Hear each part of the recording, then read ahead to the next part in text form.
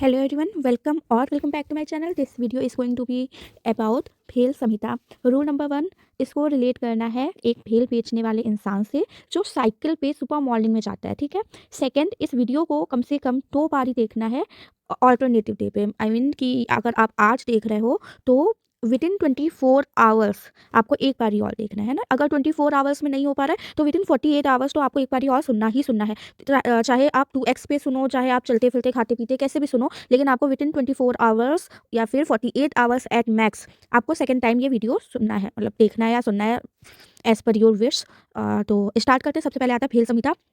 ये एक इंसान है जो साइकिल पे भेल बेचने जाता है। मॉर्निंग में सुबह 7 बजे उठ जाता है, ठीक है। तो इसके लेखक जो है महर्षि भेल है ना। तो इसमें तो कुछ याद नहीं करना है, और सुबह मॉर्निंग में 7 बजे उठ रहा है तो उससे याद रखेंगे इसका काल कब है, तो 7th सेंचुरी है। तो जैसे कि चरक में 8 स्थान और 120 अध्याय हैं, वैसे ही इसमें भी 8 स्थान और 120 अध्याय ही होने वाले थे। लेकिन क्योंकि इसमें अभी जो प्रेजेंट में जो कल्प स्थान है उसमें केवल 9 अध्याय और जो सिद्धि स्थान है उसमें केवल 8 अध्याय अवेलेबल है, इसलिए इसमें क्या हो जाएगा 113 अध्याय ही अवेलेबल है इस टाइम पे। तो वही है 120 में से 7 माइनस कर दिया तो वही 7 सेंचुरीज का काल भी हो गया, और क्या है 113 चैप्टर्स है, 8 स्थान है लाइक चरक संहिता। योगदान क्या है तो याद रखेंगे कि साइकिल पे वो भेल बेच रहे हैं तो उससे क्या हो रहा है, उनका सर्कुलेशन, ब्लड सर्कुलेशन बहुत अच्छा रहता है। तो रक्त संवहन मतलब ब्लड सर्कुलेशन का जो डिस्क्रिप्शन है वो इन्होंने दिया है बहुत अच्छे से। और इसके लिए बोला हृदयो रसहनी सरति तत् एव चा सर्वट सिराभि हृदयम चा इति तस्मात् हेतु प्रभवा सिरा। मतलब जो हृदय है वहीं से ही सिराएं निकलती हैं, और सिराएं क्या करती हैं, जो हृदय से रस निकलता है उसको लेके जाती हैं, ठीक है।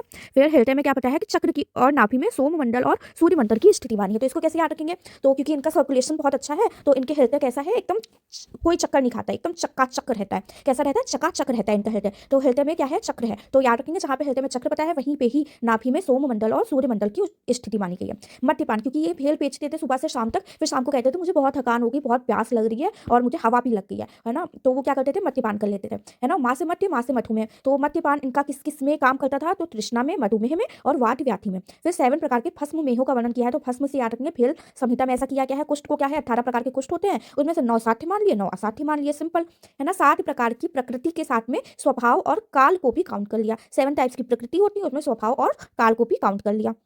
अब ये इंपॉर्टेंट आता है कि जो कामला होता है वो पित्तवर्धक आहार से होता है, लेकिन कामला को पित्तज कास का एक लक्षण बताया है। तो का से कामला, का से कास, तो पित्तज कास में क्या बताया है, कामला का होना बताया किसने, भेल संहिता में।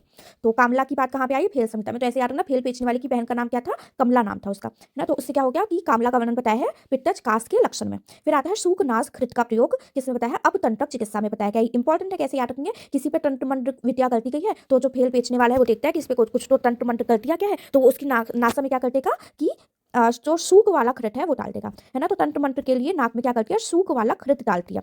तो सूक नासा घृत किस में आया है, अपतंत्रक में आया है ना। जो भेल बेचने वाला था वो ये मानता था कि जो द्रव्यवान, मतलब द्रव्यवान क्या है, जिसके पास द्रव्य है। द्रव्य किसके पास होंगे, जिसके पास पैसा है। तो वो ये मानते थे कि जिनके पास में सारे द्रव्य अवेलेबल हैं उनको असाध्य रोग भी हो जाएगा तो वो ठीक कर ले जाएंगे, क्योंकि उनके पास वैसे संसाधन है ना। तो ये वो बात हो गई। फिर भेल ने क्या बोला कि जैसे वात के वेग को धारण करने के बारे में बताया गया चरक संहिता में, मैं तो पित्त और कफ के बारे में भी बताऊंगा और उसके लक्षण भी बताऊंगा, है ना। तो पित्त कफ का वेग धारण बताया, फिर उससे वेग को धारण करने से क्या क्या लक्षण आएंगे वो बता दिया। अब क्योंकि कफ और पित्त किस में निकलता है, तो पहले कफ निकलता है फिर पित्त निकलता है, ऐसा कहाँ होता है, वमन में होता है। तो इसमें क्या हो जाएगा, वमन की उत्पत्ति हो जाएगी पित्त और कफ के वेग को धारण करने से, पहली चीज। दूसरी चीज क्या बताई, क्योंकि पित्त से स्किन की जो प्रॉब्लम्स होती हैं वो होती है, तो उससे याद रखने पित्त और कफ के वेग को धारण करने से त्वक रोग बताती है। इसके अलावा फीवर, इन्फ्लेमेशन, ये सब बता दिया। तो वॉमिटिंग बताई, स्किन वाली प्रॉब्लम्स बताई, इसके साथ में फीवर और इन्फ्लेमेशन बताया। धूमवती, अब देखो जो भेल थे वो क्या करते थे, वो सिगरेट पी लेते थे। तो कभी 6 रुपए वाली, कभी 8 रुपए वाली, कभी 12 रुपए वाली सिगरेट पी लेंगे, लेकिन 10 रुपए वाली कभी नहीं पियेंगे।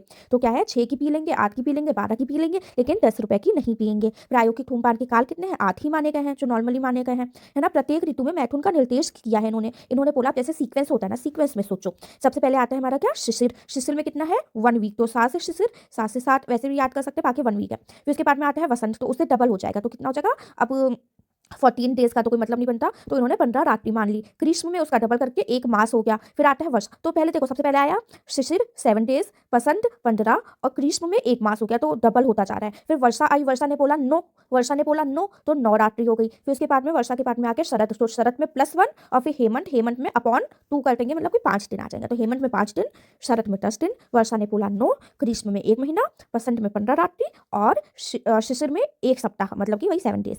फिर 3 माह के अंतराल पे नख और बाल, अब क्योंकि ये बहुत ज़्यादा काम करते थे है ना, भेल बेचने जाना होता था, सब कुछ करना होता था, तो इनके पास टाइम नहीं होता था बिल्कुल भी। तो वो जो बाल कटवाने हैं कब जाते थे, 3 महीने में एक बार जाते थे बस, है ना। तो 3 महीने में एक बार बाल कटवाने जाएंगे और तभी अपने नेल्स को कट कर लेंगे। फिर अनुवासन के लिए श्रेष्ठ जो बताया गया है काल, वो कौन सा बताया, तो जो नॉर्मल वाली वो होती है ना, साधारण ऋतु, जैसे शरद हो गया, ना बहुत ठंड हो रही है, ना बारिश हो रही है, ना गर्मी हो रही है, वैसी वाली ऋतु में बताया। तो शरद में, वसंत में और प्रावृत में अनुवासन को श्रेष्ठ बताया है ना। इन्होंने क्या बोला है कि जब खाना खाएंगे ना, तो उससे पहले तो आभुक्त अवस्था में आमलक खाएंगे, है ना। खाने के बाद में हरित की खाएंगे, और जो लास्ट में खाना जब पच जाएगा तब क्या खाएंगे, विभीत की खाएंगे, है ना। तो कहाँ से स्टार्ट करा, आमलकी से। तो आमलकी कब खाया, खाने से पहले, खाने के बाद में क्या खाया, हरित की खाया, और लास्ट में क्या खाया, विभीत की। क्योंकि देखो ऐसे ही हम लोग करते हैं ना, जैसे मतलब विभीत की जो बहुत कम जगह ही देखने को मिलता है ना, तो मेन तो आंवला सबसे ज़्यादा, फिर हरित की उससे कम, और सबसे लास्ट में क्या आ जाएगा, विभीत की आ जाएगा। तो अभुक्त अवस्था में आंवला की, भुक्त अवस्था में हरित की, और विभीत की कब लेंगे, जब खाने का पाचन हो जाएगा। भेषज को क्या बोला है, चतुष्पाद क्रम में सबसे पहले माना है। जो भेल जब बीमार होते हैं तो क्या करते हैं, मेडिकल स्टोर से मेडिसिन ले आते हैं,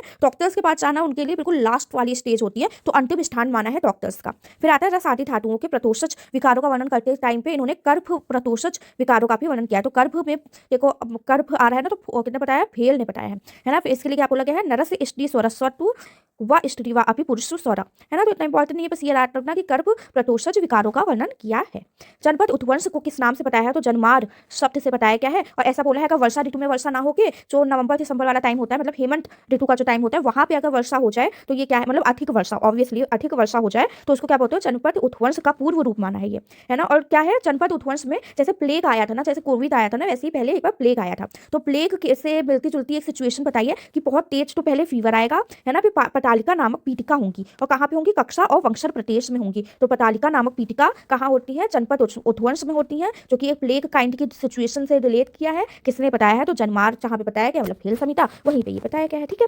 फिर आता है ऋतु के अनुसार विशेष द्रव्यों का सेवन बताया है। तो वर्षा में मधु होता है, पता है हमें कि वर्षा में मधु खाना चाहिए, है ना। शरद में क्या होता है, पित्त का प्रकोप होगा तो घृत हो गया। गर्मी में क्या होता है, दूध ठंडा होता है तो दूध पी लेंगे, है ना। और शिशिर में क्या हो जाएगा, वारुणी और कंटक बताया गया है। वसंत में माधवीक बताया गया है, वसंत में क्या है, माधवीक, और शिशिर में क्या है, वारुणी और कंटक। फिर आता है प्राणेशना, धनेशना, धर्मेशना। तो धर्म की बातें कौन करेगा, भेल बेचने वाला क्या करेगा, सुबह शाम धर्म की ही बातें करेगा।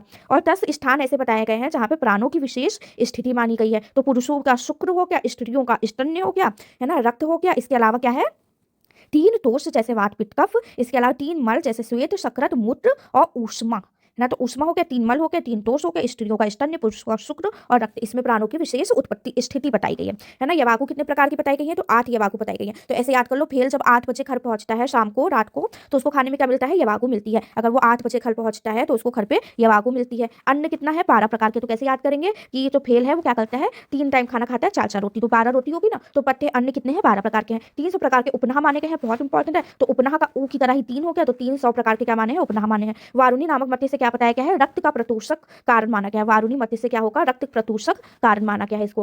हृदय में क्या है, प्राण की स्थिति मानी गई। तो हृदय में क्या होते हैं, प्राण होते हैं, है ना। तो जो भेल का हृदय है वो कैसा है, बिल्कुल कमल की तरह है ना, और कुंभिका फल की तरह है। तो कमल और कुंभिका फल की तरह किसका हृदय है, भेल का। तो हृदय की आकृति कैसी बताई गई, पुंडरीक एवं कुंभिका फल की तरह मानी गई है। जल को क्या माना है, आप खाने पीने की ही बात करते रहते थे ये, तो जल को महारस और अन्न को महा औषध बोला है। अन्न उत्पत्ति की प्रक्रिया में, अब ये इनके पास खेत वगैरह भी है ना, खेती भी करते हैं, तो इनको पता है कि फसल कब अच्छी आती है, जब अच्छी धूप निकलती है। तो ये कहते हैं कि जो सूर्य की उष्मा होती है उससे ही अन्न उत्पत्ति होती है, यही उसका प्रमुख कारण है। फिर क्या बोलते हैं ये कि जैसे जो स्वेद होता है, मूत्र होता है, फेन होता है और रक्त होता है, ये आभ्यंतर मल है। तो याद रखने वाली बात है कि रक्त को आभ्यंतर मल माना है किसने, भेल संहिता में।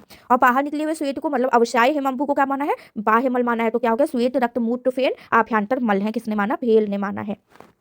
अब ऐसे याद करो कि अगर भेल बना रहे हैं वो, और उसमें पसीना या खून या फेन, है ना, या मूत्र वगैरह लग गया, तो क्या हो गया कि भेल के अंदर मल आ गया, है ना, तो आभ्यंतर मल मान गया। तो रक्त भी अगर आ गया तो क्या हो गया, मल ही हो गया उनके लिए।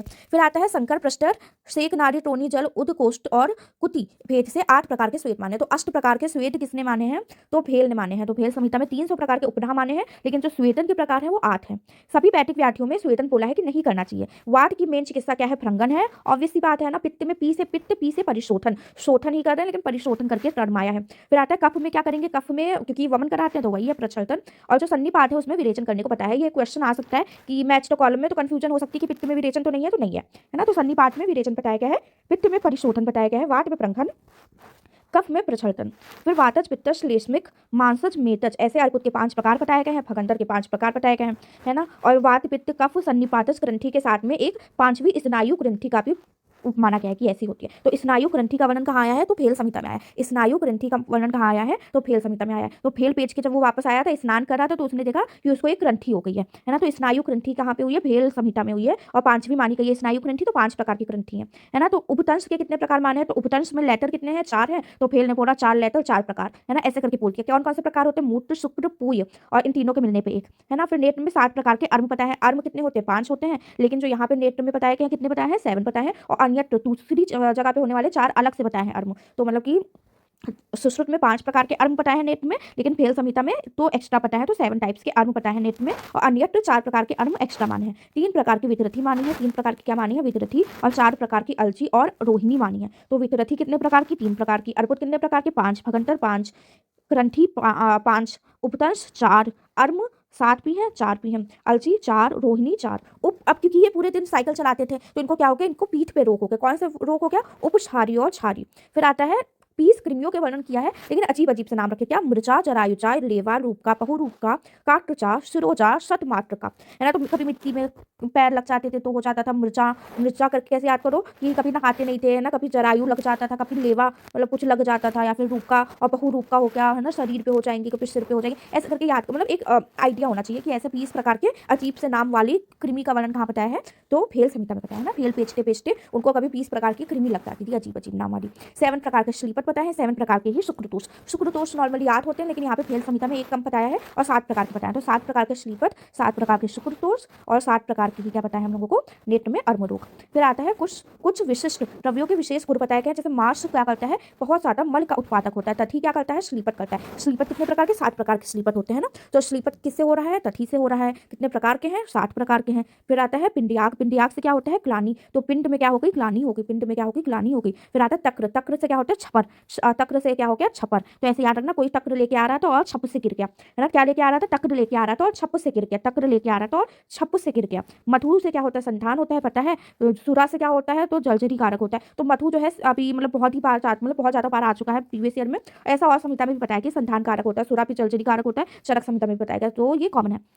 फिर आता है हरेनु व मसूर। ये क्या होते हैं? वात कारक होते हैं। जो हरेनु होता है और जो मसूर की दाल होती है क्या करती है? बहुत ज्यादा वात बनाने वाली होती है। तो हरेनु व मसूर को क्या बोला? अत्यधिक वात कारक बोला है। और मूलक क्या होता है? मूलक से कफ कारक होता है। मूलक क्या होता है? कफ कारक होता है। तो कभी कफ होता है तो मूली नहीं खाते ना, गले में और ज्यादा कफ हो जाता है। तो हरेनु व मसूर को क्या बोला है? वात कारक बोला है। मूलक को कफ कारक बोला है। और जो लहसुन होता है, लहसुन क्या होता है? तो वात का शमन करेगा, लेकिन पित्त और कफ का कारक होता है ना। तो पित्त कफ को बढ़ाने वाला होगा, वात को कम करने वाला होगा। ऐसा किसने माना? तो फेल में माना गया है। तो हरेनु मसूर को बोला है वात कारक, मूलक को बोला कफ कारक, लहसुन को बोला है वात का तो शमन कर देगा, लेकिन बाकी दोनों का इंक्रीज कर देगा उसको। फिर आता कुलक के अतिरिक्त सभी तिक्त द्रव्य और यवकोधूम के अतिरिक्त सभी पौष्टिक द्रव्यों को आवृष्ट माना गया है। मतलब जैसे जितने भी तिक्त द्रव्य होते हैं एक्सेप्ट कुलक, और जितने भी पौष्टिक द्रव्य होते हैं एक्सेप्ट यव और कोथूम, ये सारे कैसे होते हैं? आवृष्ट से होते हैं। मतलब कुलक, यव और कोथूम क्या होते हैं? वृष्ट से होते हैं। बाकी सारे क्या है? आवृष्ट से हैं।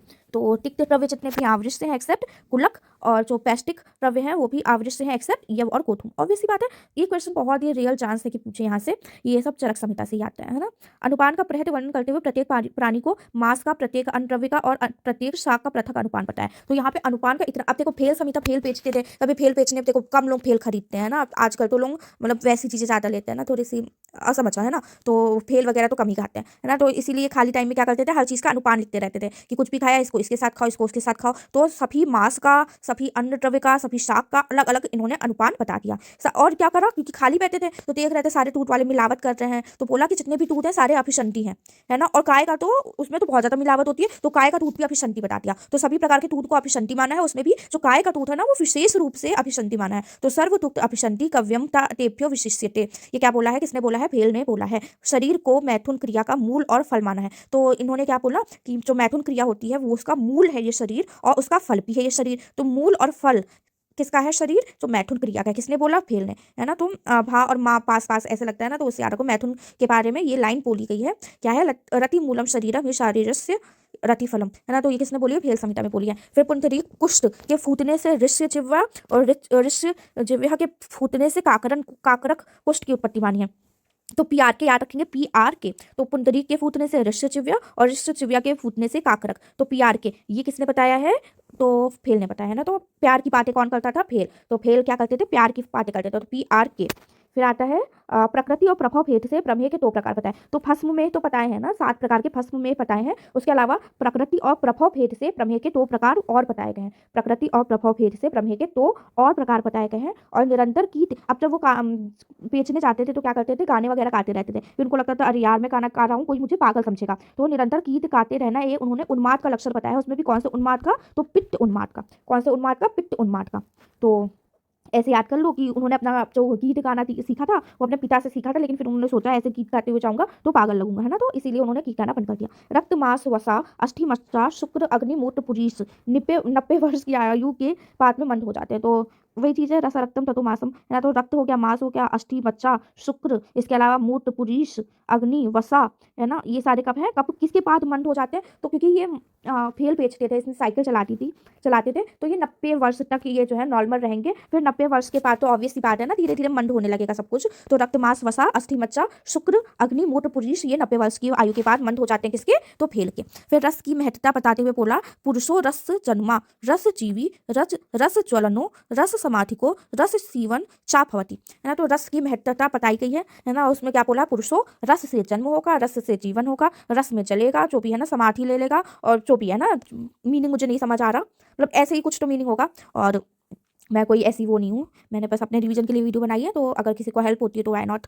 तो पुरुषो रस जन्मा रस जीवी रस ज्वलनो रस समाधिको रस जीवन च भवति, किसने बोला है, तो फेल ने बोला है। फिर काय अग्नि को आहार पाक में कारण बताया, मतलब कि जो शरीर की अग्नि होती है, काय की अग्नि होती है, वही आहार का पाचन करेगी, ऐसा किसने बोला है, तो फेल संहिता ने बोला है। तो इसको याद रखेंगे, काय अग्नि को आहार पाक में कारण बताया, इतना इंपॉर्टेंट नहीं है, लेकिन हाँ ठीक है। फिर आता है रंजक पित्त को क्या बोलती है, राचक पित्त बोलती है। कि रंजक क्या होता है, मतलब जैसे फेल बेचने वाले क्या करेंगे, अजीब से नाम उनको समझ नहीं आएंगे तो अजीब अजीब नाम चेंज कर देंगे, रंजक को राचक बोल देंगे, ऐसे करके। फिर आलोचक पित्त के 2 प्रकार बताए गए हैं, बुद्धि वैशेषिक चक्षु वैशेषिक, इंपॉर्टेंट है ना। आलोचक पित्त के 2 प्रकार, बुद्धि वैशेषिक चक्षु वैशेषिक, किसने बताया है, ये फेल ने बताया है। और जो बुद्धि वैशेषिक पित्त है उसका स्थान कहाँ होता है, बुद्धि कहाँ होती है, भ्रू के मध्य में श्रृंगातक मर्म के समीप। बुद्धि कहाँ होती है, भ्रू मध्य में, बुद्धि कहाँ होगी, भ्रू मध्य में श्रृंगातक मर्म के समीप। और सूक्ष्म ज्ञान स्मरण धारण प्रत्याहार में बुद्धि वैशेषिक पित्त को कारण माना है। नाभि के मध्य सोममंडल बताया ना, सोममंडल सूर्यमंडल ऐसे आया था। तो नाभि के मध्य में पहले सोममंडल आएगा, सोममंडल के मध्य में सूर्यमंडल आएगा, और सूर्यमंडल के मध्य में खुद आसन मतलब अग्नि की स्थिति बताई है ना। तो नाभि में पहले सोम, फिर सोम के बाद में सूर्य, है ना। तो सूर्य पहले सोम आएगा, फिर सूर्य आएगा, और सूर्य के अंदर अग्नि होगी। तो ये देखो, सोम पहले ठंडा, फिर सूर्य, फिर उसके अंदर अग्नि, है ना। तो ऐसे आएगा। चाथर अग्नि का प्रमाण पता है कि जो स्थूल काय व्यक्ति है, मतलब जो थोड़े से मोटे हैं, उनमें यव प्रमाण है, और जो हस्व काय है उनमें त्रुटि प्रमाण में है। तो स्थूल काय में क्या है, यव प्रमाण में, हस्व काय में, त्रुटि प्रमाण में है। कृमि कीट पतंगों में वायु मात्र प्रमाण में चातर आखनी बताई गई है। तो स्थूल काय में यव प्रमाण, हस्व काय में त्रुटि प्रमाण, कृमि कीट पतंगों में वायु मात्र प्रमाण में बताई है। शरीर में तस अंतः कुहा और तस ही बाह्य कुहा बताई है। तो 10 रुपए की भेल बेचते थे, तो इन्होंने बोला तस अंतः कुहा है, तस बाह्य कुहा है।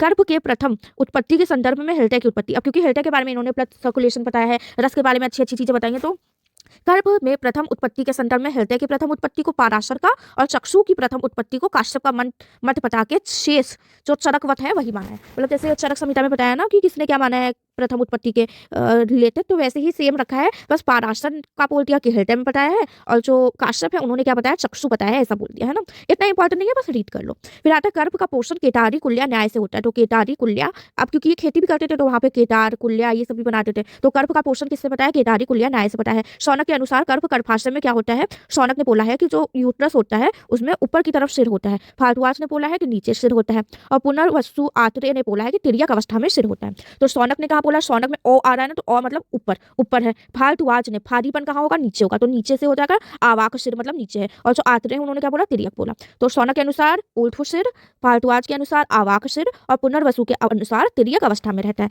7 मानस प्रकृतियों का वर्णन को दिव्य काय और 7 शारीर प्रकृति को मानुष काय बोला है। तो जो मानस वाली है उसको दिव्य काय बोल दिया, और जो शारीरिक है वो मानुष काय हो गई, है ना। दोनों ही 7 टाइप्स की बताई है। मस्तिष्क और शुक्र का प्रमाण कितना माना है, 1-1 अंजलि माना है। तो मस्तिष्क और शुक्र का प्रमाण कितना माना है, तो 1-1 अंजलि माना है, पूछा जा सकता है, इंपॉर्टेंट है। मस्तिष्क और शुक्र दोनों का प्रमाण 1-1 अंजलि माना है।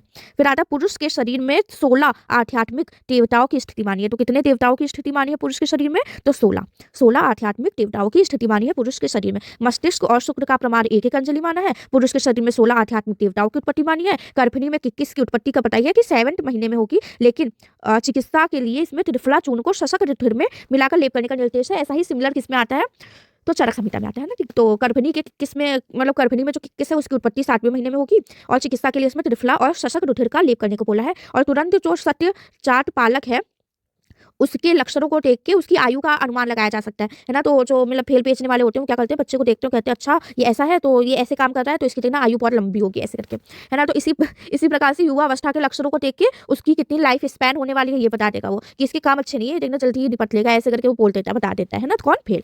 फिर जिस शरीर में ललाट, नासिका और कर्ण का प्रमाण 6 अंगुल हो वो षट आयु है। तो कहता है ऐसे कि तुम्हारे ललाट और नासिका और कान देखो कितने 6 अंगुल के हैं, तो 6 अंगुल के हैं तो तुम्हारी आयु जो है 100 वर्ष होगी। क्या क्या, ललाट, नासिका और कर्ण, मतलब फोरहेड, नोज और ईयर 6 अंगुल के हैं तो तुम 100 ईयर्स तक सर्वाइव करोगे, ऐसा कौन बोलता है, फेल बोलते हैं। ज्वर के संदर्भ में 11 प्रकार की चिकित्सा बताई है ना। तो किसी को फीवर होता है तो वो क्या करता है, मेडिकल स्टोर पे जाके 11 रुपए का एक पर्चा बनवा लाता है। तो 11 प्रकार की चिकित्सा किसने बताई, ज्वर में। तो फीवर होने पे क्या करेगा, 11 रुपए का पर्चा ले आएगा, मतलब वही 11 रुपए की मेडिसिन ले आएगा। तो 11 प्रकार की चिकित्सा बताती है किसमें, ज्वर में। मन के स्थान क्या है, सिर और तालू के मध्य माना है, वेरी इंपॉर्टेंट, बहुत बार आया। तो मन का स्थान सिर और तालू के मध्य पता है। सिरो रोगों के संदर्भ में सिर कंप और मूल स्वेठु नामक विकारों का भी वर्णन किया है। तो जहाँ पे सिर रोगों का वर्णन किया है वहाँ पे शिरोकंप और मूर्ध स्वेठु नामक विकारों का भी वर्णन किया है, मतलब कि मूर्ध में शोथ हो जाए या सिर में कपकपाहट हो। क्रथसी में सहचल तेल और मूलक तेल का आभ्यंतर प्रयोग के साथ रक्त मोक्षण को भी प्रशस्त माना है। इंपॉर्टेंट है कि सियाटिका में क्या होता है, मतलब पैर में वो दिक्कत होती है ना, तो चल नहीं पाते हैं, तो अगर उसको मूली लेने जाना है तो क्या करेगा, रक्त मोक्षण करा के जाएगा, ऐसे याद कर सकते हैं कुछ तो स्टोरी बना के, है ना। तो क्या है, क्रथसी में सहचल चल नहीं पाता है तो किसी को साथ में लेके जाएगा मूली लेने, तो सहचल तेल और मूलक तेल का आभ्यंतर प्रयोग बताया है ना। ऊपर से लगाने को नहीं बोला, सहचल तेल और मूलक तेल का आभ्यंतर प्रयोग पता है और रक्त मोक्षण पता है। तो क्रथसी में रक्त मोक्षण तो ठीक है, लेकिन सहचल तेल और मूलक तेल का भी आभ्यंतर प्रयोग पता है। श्वेत, कृष्ण, कृष्ण श्वेत, भेद से पिंडी तक, मतलब मटन फल के 3 प्रकार बताए। तो सोचो मटन फल के कितने प्रकार बताए, 3 पता है, काला सफेद और काला सफेद, ठीक है। और मटन फल को सर्व प्रकार के शोधनार्थ प्रयुक्त उपयुक्त बताया गया है। क्या बोला, फलानाम त्वेव सर्वेशम मदनम सर्व शोधनम। 1 बज रहे हैं रात के, है ना, मुझे नींद आ रही है, तो अगर मेरी आवाज थोड़ी सी वो हो ना तो समझ आना, ठीक है। तो कृष्ण श्वेत, कृष्ण श्वेत, कृष्ण श्वेत, ऐसे पिंडी तक, यानी कि मटन फल के 3 प्रकार पता है। क्रथसी में क्या है, सहचल तेल और मूलक तेल का आभ्यंतर प्रयोग पता है, रक्त मोक्षण पता है। और सभी प्रकार के संशोधन में बेस्ट क्या बताया है, मटन फल को पता है। वमन विरेचन के व्यापक कितने पता है, 10 पता है। वमन विरेचन के व्यापक 10 पता है। और पष्टी कर्म के पाठ में यवाकुपान मना किया है, कितने प्रकार के यवाकु पता है, 8 प्रकार के। याद किया था, 8 बजे खा रहे थे तो यवाकु कहा रहते, यवाकु ही था ना, लेट मी चेक। हाँ, 8 प्रकार के यवागु। सो हाँ ठीक है।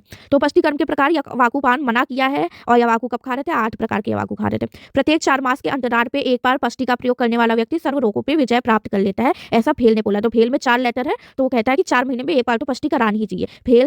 फेल में 4 लेटर है, तो 4 महीने के डिफरेंस पे एक बार पष्टी करने को बोला है इन्होंने, कि उससे कोई भी रोग नहीं होगा। पष्टीकर्म के लिए भी मटन फल को ही श्रेष्ठ माना है। तो जैसे संशोधन के लिए मटन फल पता है, वैसे ही पष्टीकर्म के लिए भी मटन फल को श्रेष्ठ पता है। आस्थापन अनुवासन के व्यापक भी 10 माने गए हैं। क्रीता पष्टी नामक वाचीकरण पष्टी को श्रेष्ठ रेटोपल कर कहा गया है। तो क्रीता पष्टी नामक वाचीकरण पष्टी को श्रेष्ठ रेटोपल कर कहा गया है। तो क्रीता पष्टी क्या है, क्रीता पष्टी क्या है, वाचीकरण पष्टी है। क्रीता पष्टी क्या है, वाचीकरण पष्टी है, और ये क्या है, श्रेष्ठ रेटोपल कर है। किसने बताई, फेल संहिता में। फिर आता संपूर्ण ग्रंथ में फेल ने फट्ट काव्य को खंड काव्य, अब इन्होंने फट्ट काव्य को जितनी भी जगह जब नोट्स बना रहे थे ना ये, तो जहाँ पे भी फट्ट काव्य बोला गया लेक्चर में इन्होंने खंड काव्य लिख दिया, ठीक है।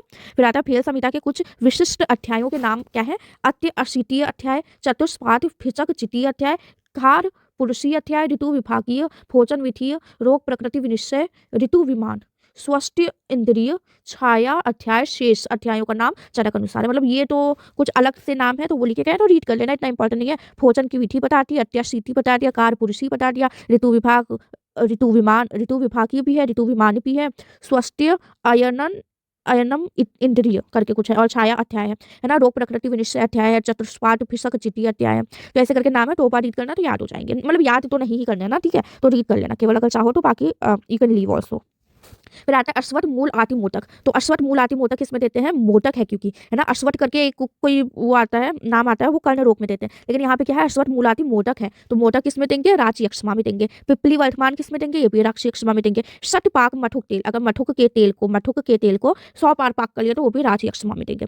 तो राची अक्षमा की 3 चीजें, अश्वत्थ मूल आदि मोदक, पिपली वर्तमान, शतपाक मठुक तेल। फिर आता है तसांग कृत, और तातिक खृत किस में बताया है? कुल्म में बताया है ना। तो तातिक, ततिक खृत और तशांग खृत ये कुल्म में पता है। शिवावल्ती, शिवावल्ती इंपॉर्टेंट है। शिवा विसूचिका, शिवा विसूचिका, शिवावल्ती किसमें थी है?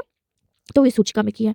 सुवर्ण समक चूर्ण, सुवर्ण समक चूर्ण किसमें दिया है? उदर में दिया है। तालीस पट्ट वटक या प्राणता वाटिका, प्राणता वाटिका भी इंपॉर्टेंट है। ये किसमें दिया है? अर्श में दिया है। तालीस पट्ट वटक या प्राणता वाटिका किसमें दिया है? अर्श में दिया है। अयो रचियम किसमें दिया है? शोफ में दिया है। अयो रचियम किसमें दिया है? शोफ में दिया है।